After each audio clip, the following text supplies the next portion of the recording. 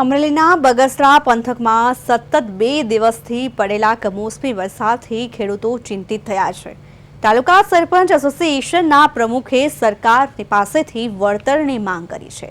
બગસરાના લુધિયાન તાલુકામાં પડેલા કમોસમી વરસાદથી ખેતીના પાકને વ્યાપક નુકસાન થયું છે।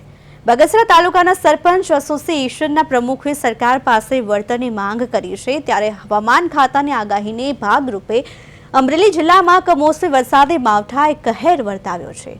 ખેતીના પાકને વ્યાપક નુકસાન થતા ખેડૂતો ચિંતિત બન્યા છે। કમોસમી વરસાદના માવઠાથી શિયાળુ પ્રવે પાક તૈયાર થયેલા પાકને ભારે નુકસાન થયું છે। ત્યારે સરપંચ એસોસિએશનના પ્રમુખ દ્વારા સર્વે કરી વળતર આપે તેવી માંગ કરવામાં આવી છે।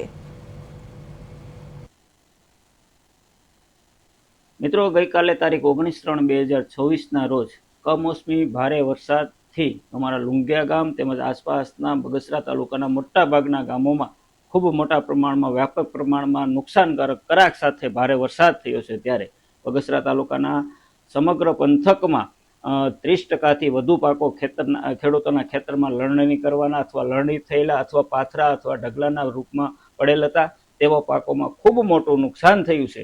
ખેડૂતોને આવા લણણીના સમયે આવેલી આફતમાં હું સરકારશ્રીને 2 હાથ જોડીને વિનંતી કરું છું, આમનો તાત્કાલિક સર્વે થાય। સર્વેના માધ્યમથી લાભાર્થી ખેડૂતો, ખરેખર નુકસાનગ્રસ્ત ખેડૂતોને યોગ્ય વળતર મળે, એમને ઊભા કરવા માટે, બેઠા કરવા માટે રહેમ રાહે ઉદાર દિલથી ખેડૂતોને વારે ચડે એવી સરકારશ્રીના વિડીયોના માધ્યમથી, સોશિયલ મીડિયાના માધ્યમથી, આપણા ઇલેક્ટ્રોનિક મીડિયાના માધ્યમથી હું